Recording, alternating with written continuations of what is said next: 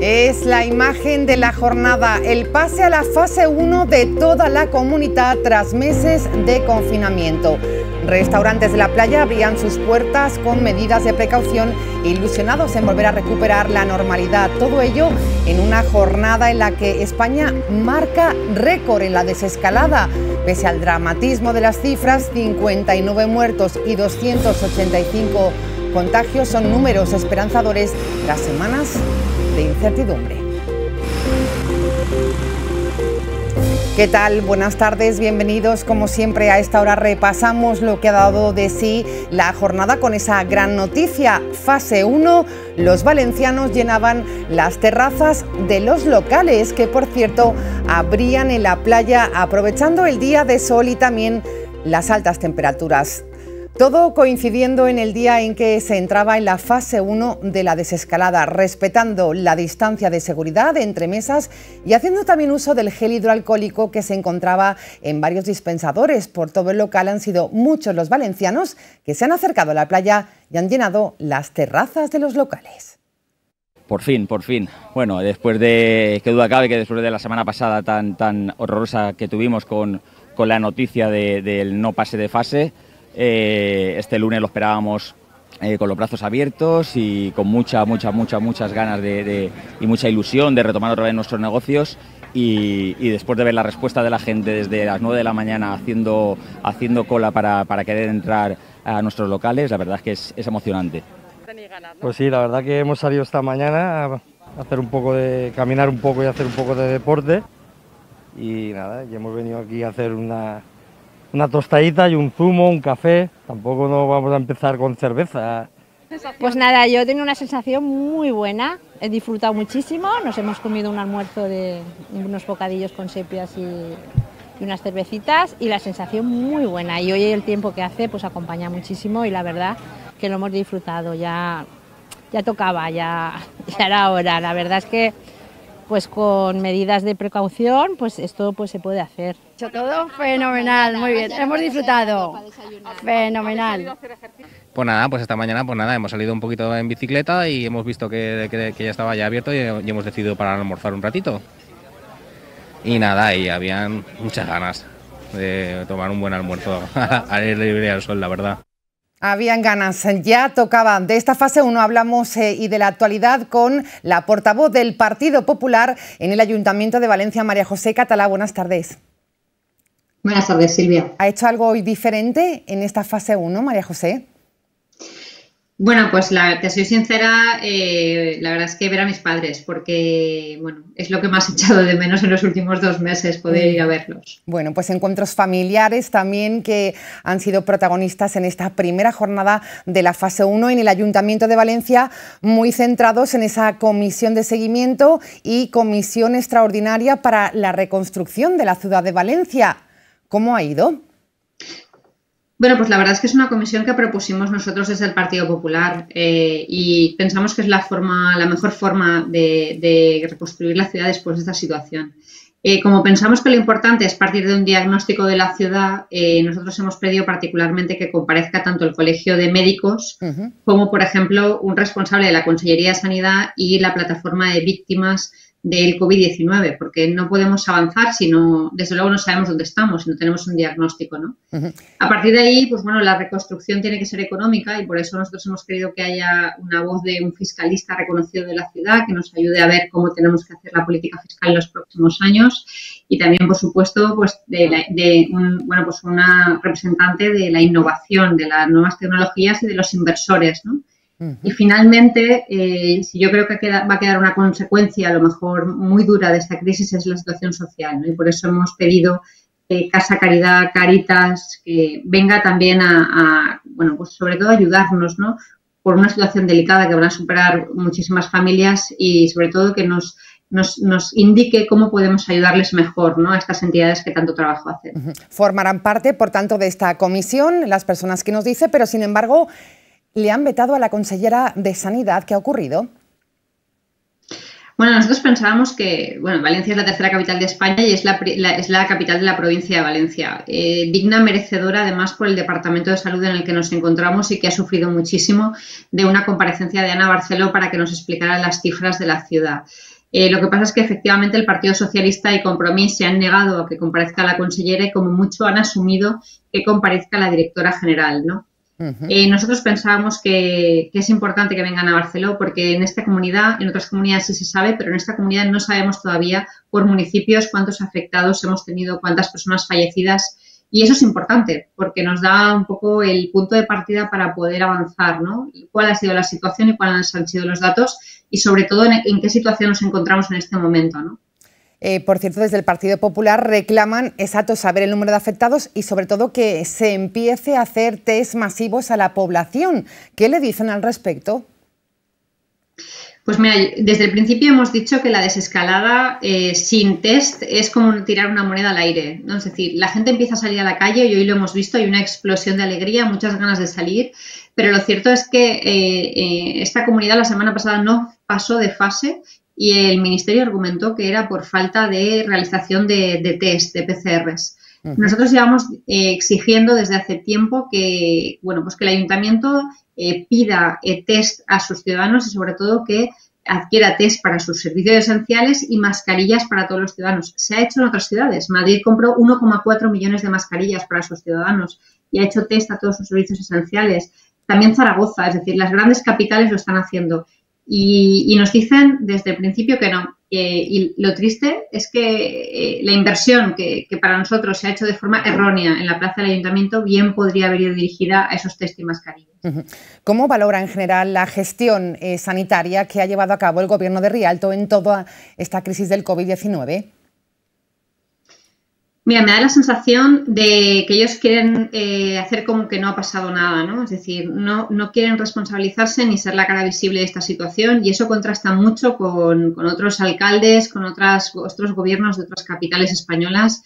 Yo he visto al alcalde de Madrid en primera línea de fuego todas las mañanas y creo que el problema es que ellos piensan más en no erosionarse políticamente que en salvar vidas, ¿no? Y en salvar a sus ciudadanos y en protegerlos, ¿no?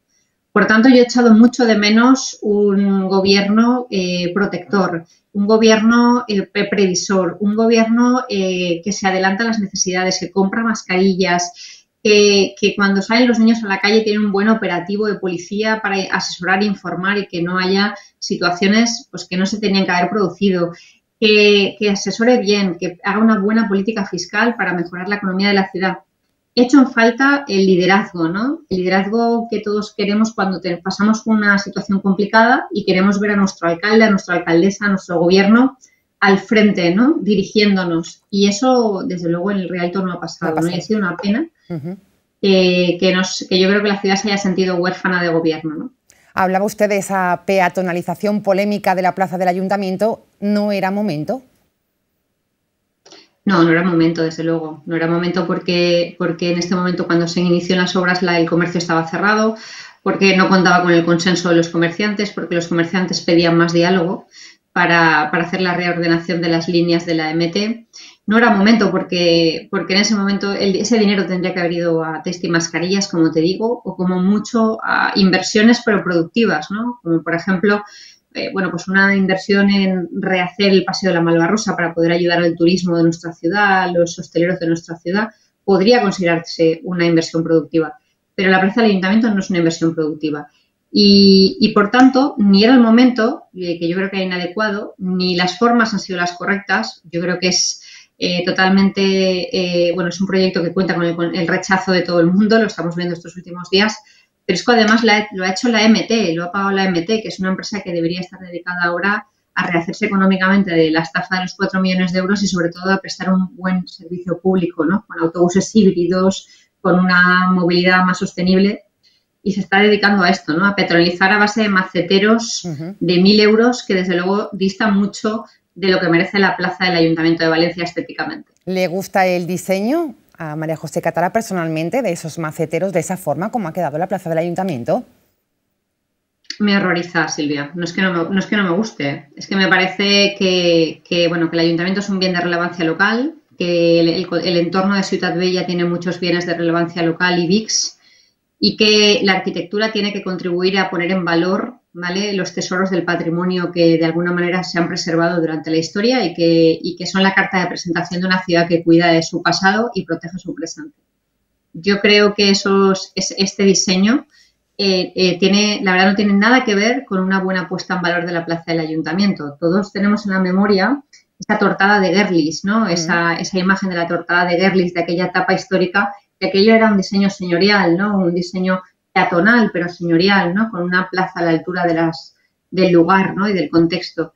A mí estos maceteros y el asfalto rojo que quieren poner y esa secuencia, digamos, de volardos uno detrás de otro con los maceteros, que me parece que no está a la altura ni de Valencia ni de la plaza del Ayuntamiento. Por último, quisiéramos pulsar también la parte económica. Hoy, fase 1, han abierto ya muchos bares, restaurantes, no muchos, al 10%, según los datos que maneja la Federación de Hostelería. ¿Cuáles son las medidas económicas que se reclaman desde el Partido Popular para hacer frente a este golpe tan duro? Pues mira, pedimos en su día que se les bonificara el 50% del IBI a la actividad comercial, despachos profesionales, comercios, hostelería, etcétera. Pedimos también que se bonificara o que por lo menos que no se subiera el recibo del agua, que se ha subido en un 100% este año y que también afecta mucho al sector de la hostelería. Hemos pedido la suspensión definitiva de la tasa de terrazas. De momento se ha hecho una suspensión provisional, pero todavía no definitiva. Y además hay cierto rifirrafe en el gobierno, entre los miembros del gobierno, por si se amplía los horarios o por si se amplía el espacio de las terrazas, ¿no? Hemos pedido, desde luego, medidas fiscales, ¿no?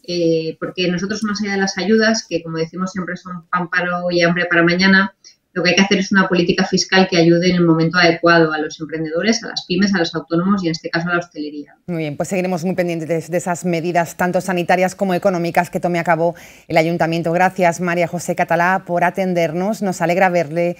Cuídese. Buenas tardes. Gracias, Silvia. Cuidaros también vosotros, que sois muy necesarios. Gracias. Seguimos con la información. La Comunidad Valenciana ha sumado hoy 21 nuevos casos positivos confirmados con PCR. 6 fallecidos, todos ellos de personas mayores que vivían en residencias y 63 altas en las últimas 24 horas. El número de positivos por test rápido es de 3.810. De todos los casos positivos detectados se encuentran activos en estos momentos 3.366, lo que supone el 22,8%. A día de hoy hay 359 personas también ingresadas en los hospitales de la Comunidad Valenciana y 4 nuevos decesos. Son los datos que hemos conocido.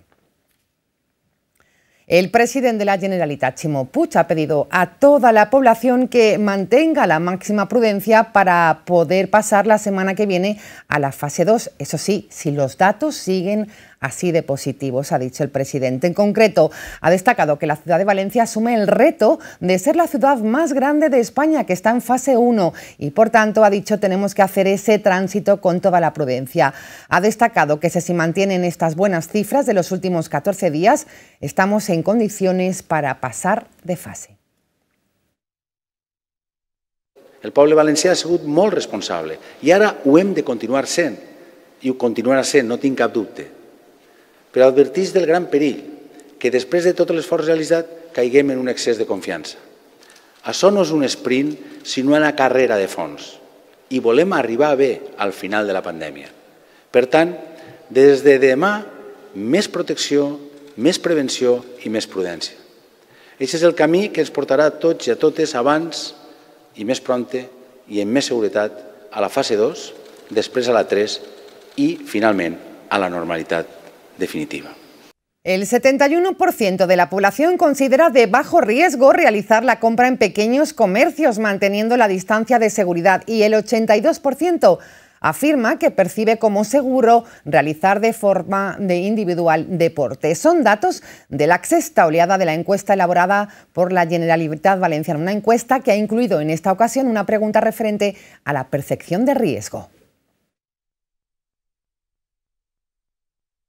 Uno de los aspectos más positivos de la sexta oleada de la encuesta de la Generalitat está relacionado con las actividades esenciales para la recuperación económica.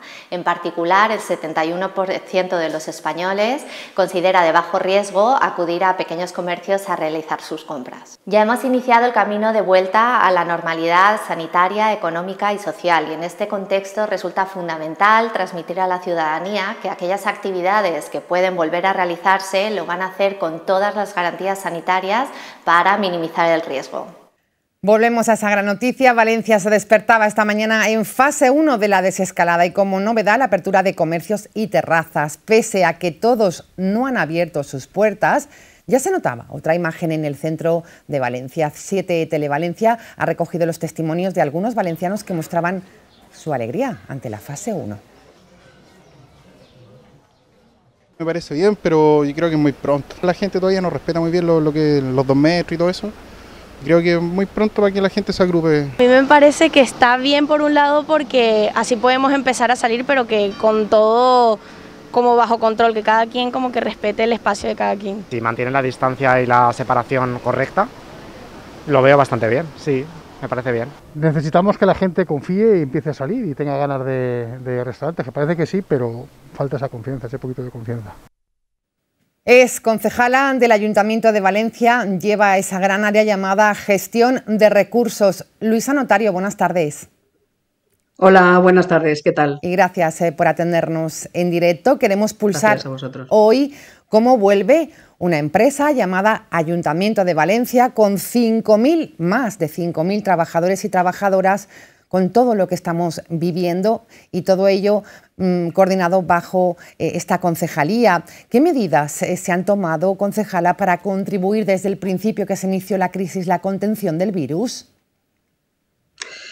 Bueno, pues como sabemos, estamos viviendo en nuestra sociedad probablemente una de las crisis más importantes de nuestros últimos años de historia. Y bueno, como bien dices, la nuestra es una administración muy grande, una administración con más de 5.000 funcionarios, y como la administración más próxima a la ciudadanía, desde luego era nuestra responsabilidad actuar de una manera muy rápida, sobre todo para atender a esas situaciones, ¿no?, de mayor vulnerabilidad, y evidentemente todo eso tenía que paralelamente ir de la mano de proteger la seguridad y la salud en todo momento de nuestros trabajadores y nuestras trabajadoras. Entonces, bueno, son muchas las medidas que hemos puesto en marcha a lo largo de desde que se decretó el estado de alarma el día 15 de marzo. Una de las cuestiones que yo destacaría es que hemos actuado de una manera tan rápida en todo momento, porque siempre hemos intentado trabajar desde la anticipación, trabajando desde diversos escenarios para que en cuanto el Estado el Estado sacara el decreto, nosotros poder adaptarlo de una manera muy rápida. Entonces, bueno, eso nos ha permitido ir organizándonos paso a paso durante este tiempo y bueno, y poner en marcha, bueno, desde dotar a todo nuestro personal con todos los EPIs necesarios, a todas las medidas que estamos poniendo en marcha ahora mismo para garantizar la incorporación de nuestro personal. Porque desde luego... Sí, quería preguntarle, concejala, desde el principio se ha impulsado también el teletrabajo para los funcionarios. ¿Cómo fue esta fase? Claro, efectivamente, ya como digo, bueno, la protección, la seguridad y salud de nuestros trabajadores, yo lo he dicho en muchas ocasiones, para mí se convirtió en una obsesión, es una obsesión, y desde el primer momento implantamos el teletrabajo de una manera masiva. Yo insisto, tenemos 5.000 trabajadores, de los cuales aproximadamente 2.000 son policía y bomberos, y tenemos 2.000 personas trabajando en su casa. Hemos implantado más de 2.000 licencias de teletrabajo. Ha sido fácil porque no estábamos nadie, yo creo que preparados para esto que nos ha venido. ¿Ha sido la parte más complicada? Sí, Bueno, sí, efectivamente, claro, nadie estábamos preparados, desde luego. Lo más complicado, pues bueno, lo más complicado ha sido, desde luego, y, como digo, ir adaptándonos, ¿no? a esa, porque estamos viviendo una situación muy cambiante, ¿no? Cada día no sabemos qué va a pasar mañana, ¿no? Y entonces yo, ya te digo, yo insisto en que si yo tuviera que definir en 3 palabras de cuál es la manera en la que hemos trabajado, ha sido desde luego con planificación, con coordinación, pero desde luego con mucha anticipación, ¿no?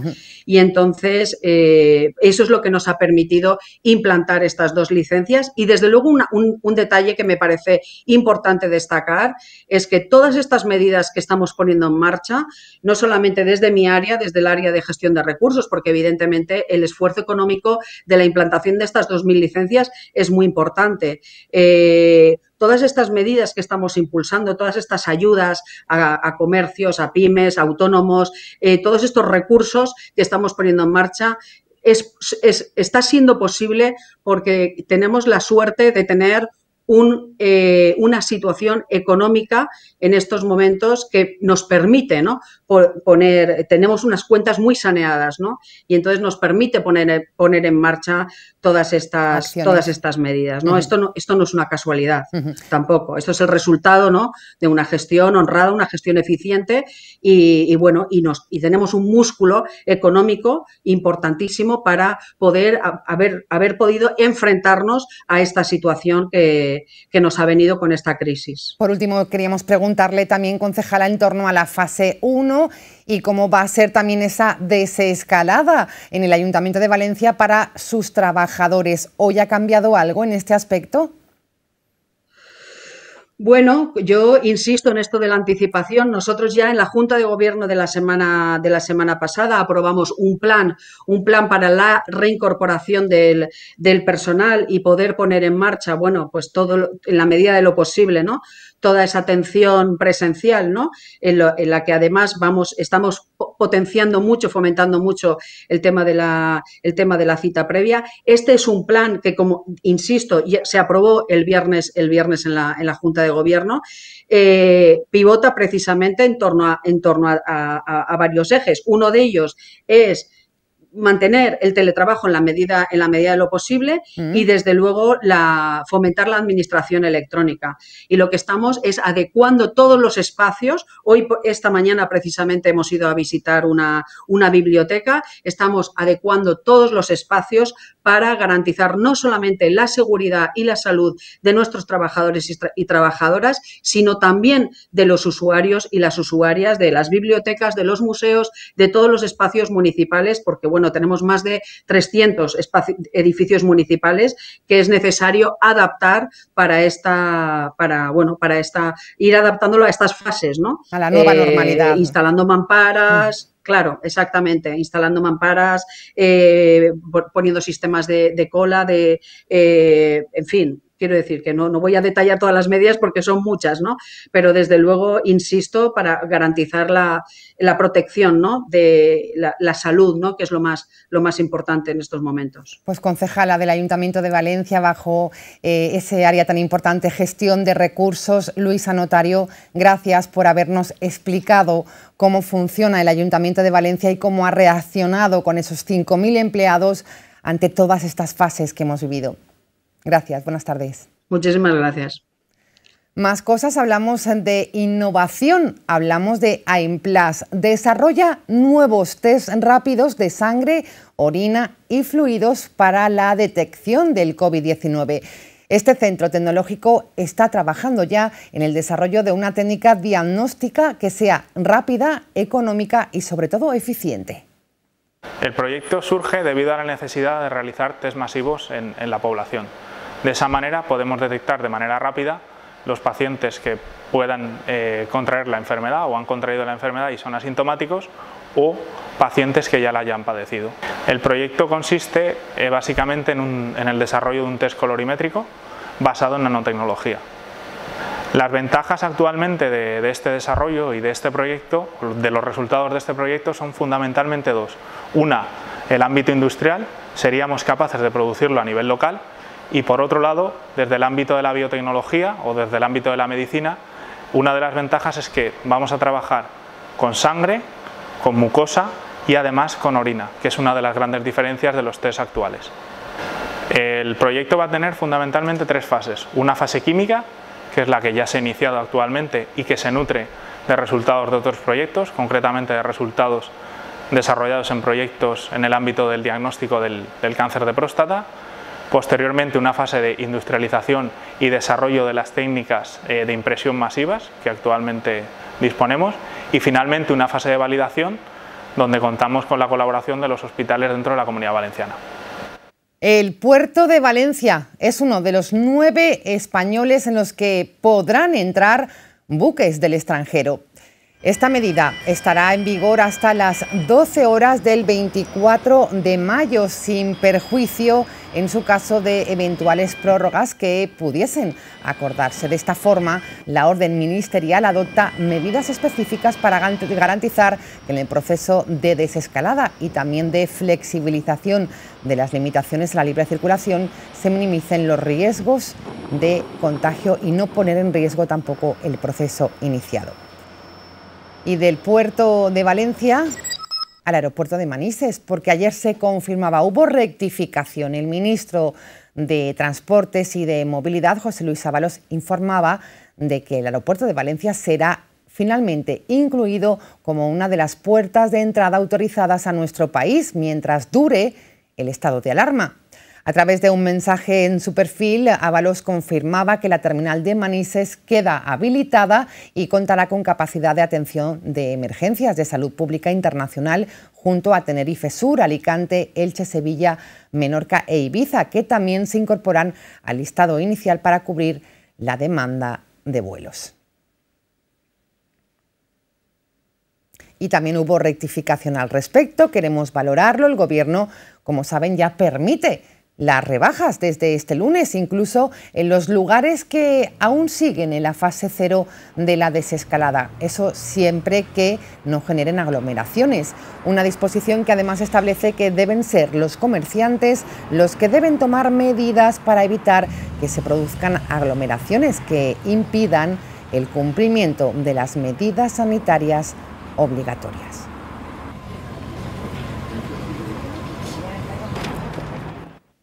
Y de las rebajas y de cómo ha ido este primer día de la fase 1, queremos hablarlo con el presidente de Confecommerce. Está con nosotros Rafa Torres. Rafa, buenas tardes. Hola, buenas tardes, ¿qué tal? Y gracias por atendernos. Pues vamos con el primer dato de la jornada. ¿Cómo ha ido esta primera fase? ¿Tenemos el dato de cuántos comercios han podido abrir? Es difícil calcularlo, pero por las encuestas que hemos hecho internas estamos calculando que en torno a un 70% del comercio ha abrido las puertas hoy. La verdad es que esperábamos que fuera, que fuera superior, porque muchos días ya habían estado en la fase 0 ensayando mediante cita previa, pero la verdad es que hay algunos que todavía están con cierto, no digo miedo, pero sí precaución por el tema de la recuperación del personal en los ERTES. Les da miedo dar un paso de abrir porque no saben muy bien qué horarios van a ser los adecuados y quizá han tomado la decisión de esperar un poco a ver el tráfico de personas que hay por las calles y una vez vean más que está más animado, pues yo creo que van a dar el paso probablemente a lo largo de esta semana, ¿no? Porque la verdad es que la mayoría han abierto.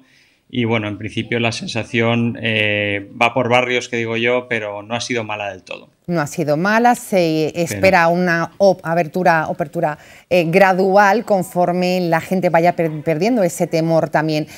Rafa, recordamos esas medidas que deben tener los comercios en esta fase 1, aforo máximo del 30%, ¿no? Correcto. El aforo en esta fase, que en principio debe durar 15 días, ahora mismo la Generalitat está diciendo que va a pedir que dure nada más una semana, pero en principio en 2 semanas, hasta que nos diga lo contrario, el aforo será del 30%. Habrá que mantener una distancia de seguridad en las tiendas de mínimo de 2 metros. Se recomienda el uso de mascarillas y es obligatorio en el caso de que uno tenga que atender a menos de 2 metros a un cliente. Hay que higienizar los locales por lo menos 2 veces al día. y lógicamente, pues bueno, estar atentos a que se cumplan las medidas, a que los clientes son conscientes de ello, que yo creo que sí, porque ya llevan mucho tiempo acostumbrados a hacerlo en supermercados y en otro tipo de superficies y creo que en ese aspecto no va a haber absolutamente ningún problema y además el pequeño comercio está absolutamente preparado y tiene unos protocolos muy claros y muy desarrollados. Rafa, usted destacaba también el enorme esfuerzo que está haciendo pues los comercios precisamente en esta inversión que usted nos está contando y sobre todo también en medidas de protección para garantizar esa plena seguridad, una inversión importante la que debe hacer a esta hora el comercio. Sí, de hecho en muchos casos sube unos cuantos miles de euros, es decir, nosotros nos ha dicho bastantes comercios que han invertido entre 4, 5, incluso 6.000 euros en medidas de seguridad, todo pensando en dar tranquilidad al cliente y en facilitar, digamos, este proceso de desescalada que sea lo más rápido posible. Lógicamente esto tiene un coste importante, que en caso de restauración es más alto, como es normal, porque tienen espacios grandes, hay que dividir las mesas y bueno, y ahora mismo pues solo pueden abrir las terrazas, pero bueno, en cualquier caso lo hemos hecho con gusto porque lo que queremos es proteger los negocios, proteger los clientes y avanzar, porque yo creo que después de 2 meses y pico cerrados no queda otra.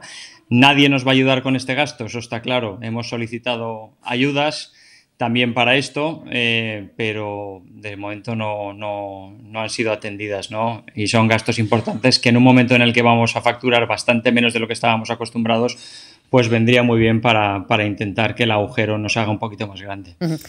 Rafa, ¿temen que este golpe tan duro que nos da la crisis del coronavirus provoque que muchos comercios no puedan abrir más sus persianas? Sin duda. A ver, calculamos que si no se prolongan ciertas medidas, como por ejemplo la flexibilización de los ERTEs más allá del 30 de junio, como están hablando, si las ayudas tanto de la Generalitat como de los diferentes ayuntamientos no llegan a tiempo porque todavía no se han hecho efectivas y puede que tarden algún mes más y muchos no han podido acceder a las líneas de financiación de los ICOs o del Instituto Valenciano de Finanzas, pues lógicamente eso unido a que la demanda va a ser recuperada pues muy progresivamente y que en este país va a haber un paro bastante desbocado a partir de ahora y por tanto el dinero en el bolsillo de los consumidores pues no va a ser tanto, pues bueno, quizá no son cierres inmediatos que algunos puede haber, que no levanten la persiana, pero a lo largo de los próximos meses sí que vamos a ver cómo se va sufriendo, ¿no? Y si al final la demanda no se va recuperando a la velocidad que necesitamos, pues van a ir cayendo muchos comercios y hemos calculado en torno a un 20% como mínimo si no cambian las condiciones y las ayudas. ¿Qué medidas, podría ser peor, claro, sí. ¿Qué medidas se exigían desde Confecomerç que han solicitado, en este caso al Ayuntamiento, a la Generalitat, y que no han llegado? Bueno, al final, cuando tú tienes un problema de ingresos, de falta de ingresos, lo tienes que tapar de 2 maneras, o vía financiación, es decir, endeudamiento, que al final es un doble agujero, ¿no? Porque no es liquidez, es un préstamo que tienes que devolver al fin y al cabo. Y estábamos pidiendo esas ayudas que lleguen con celeridad y con rapidez, pero está claro que los temas burocráticos pues no son todo lo ágiles que quisiéramos y probablemente hasta pues mayo, junio como pronto, junio, julio como pronto, no van a llegar muchas de las ayudas y algunas probablemente ya serán en el último trimestre. Estábamos pidiendo también exoneración de ciertos impuestos.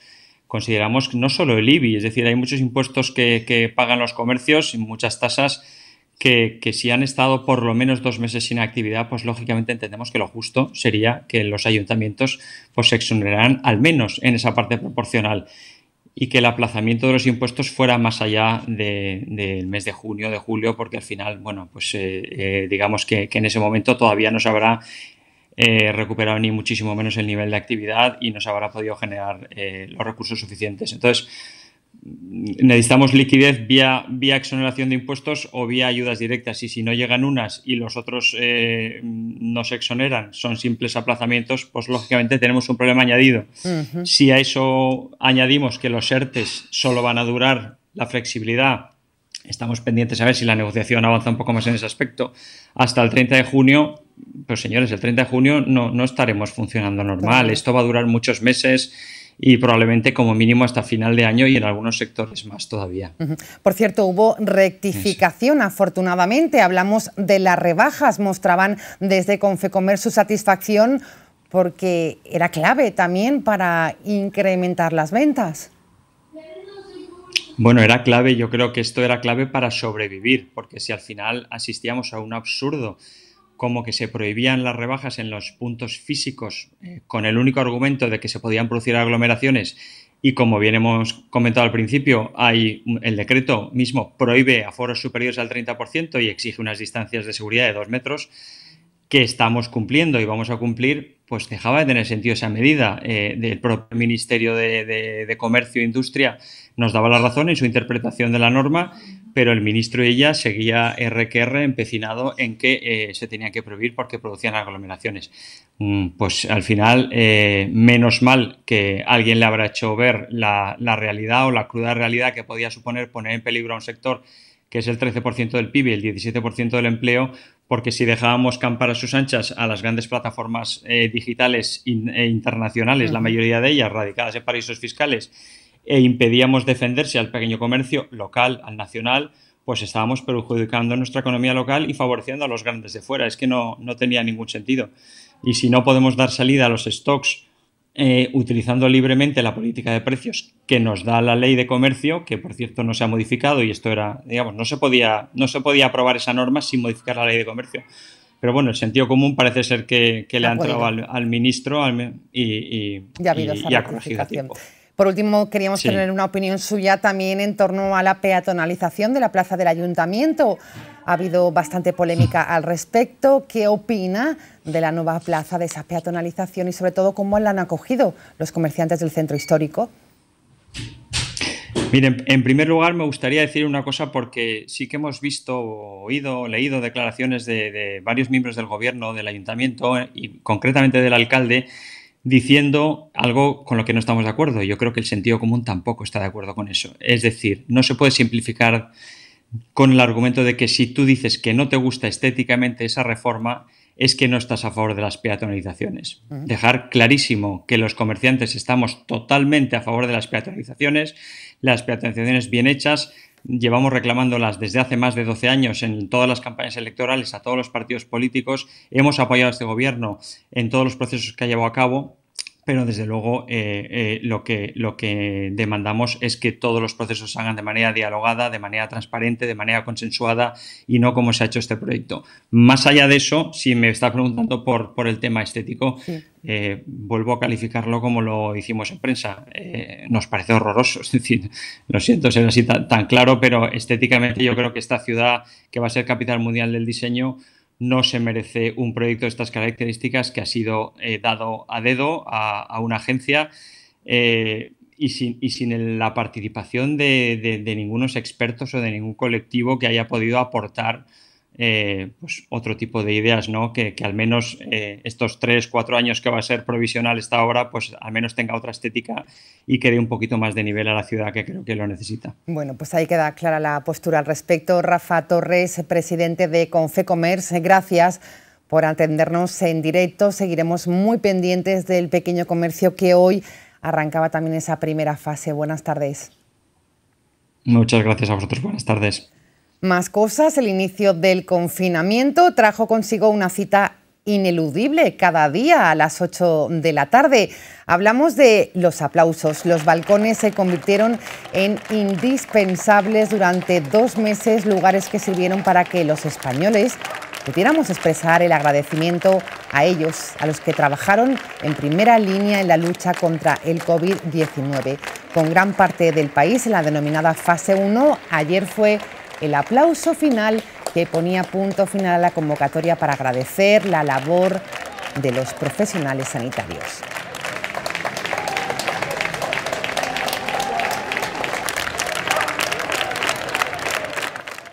Les contamos también que AUPA y Biopar Valencia Han organizado un desfile virtual de perros abandonados. La 16ª edición de esta acción solidaria para promover la adopción de perros tendrá lugar este miércoles, pero será a través de redes sociales para que se pueda asistir desde casa o desde cualquier lugar.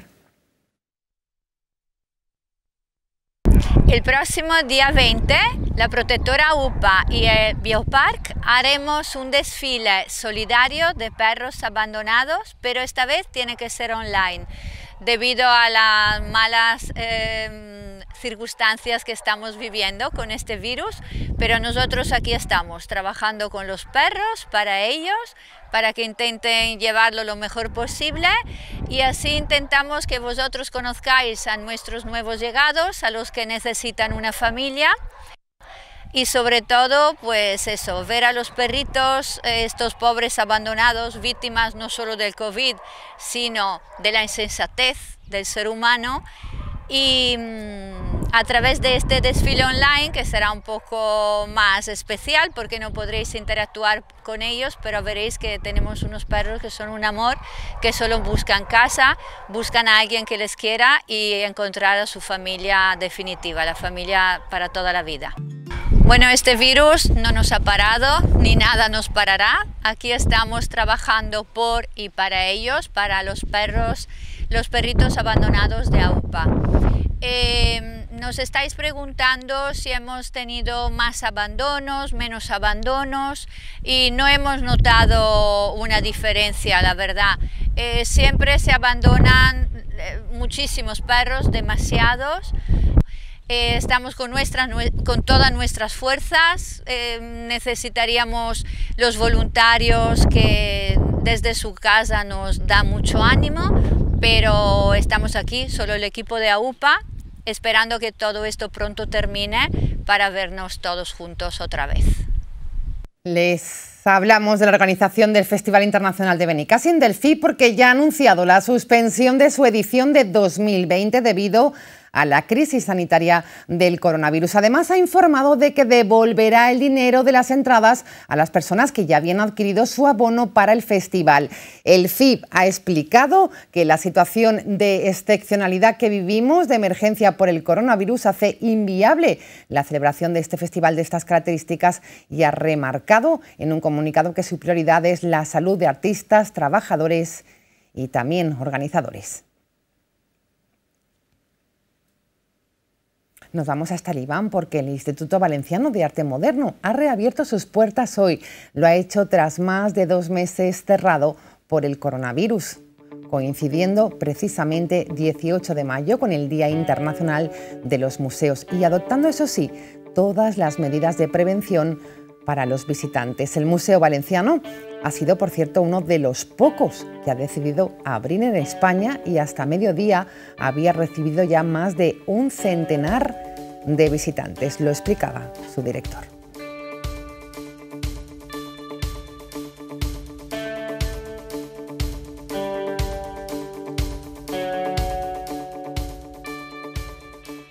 Una enorme satisfacción. Hemos conseguido que superar una fase entre todos y todas, que son épocas muy duras, y hemos conseguido que el 18 de mayo, el Día de los Museos, abramos el IBAM. Yo creo que eso es para felicitarse, es una enhorabuena, y simbólicamente tiene un papel muy fundamental. ¿Por qué?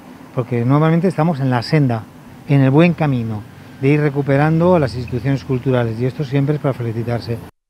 Nos vamos, lo hacemos con imágenes con las que le recordamos este informativo. Hemos estado en la fase 1 desde esta mañana en la Comunidad Valenciana, una nueva normalidad, de imágenes que nos recuerdan que estamos haciendo las cosas bien. Así terminamos, gracias por su atención. Mañana nos vemos a la misma hora, cuídense, buenas tardes.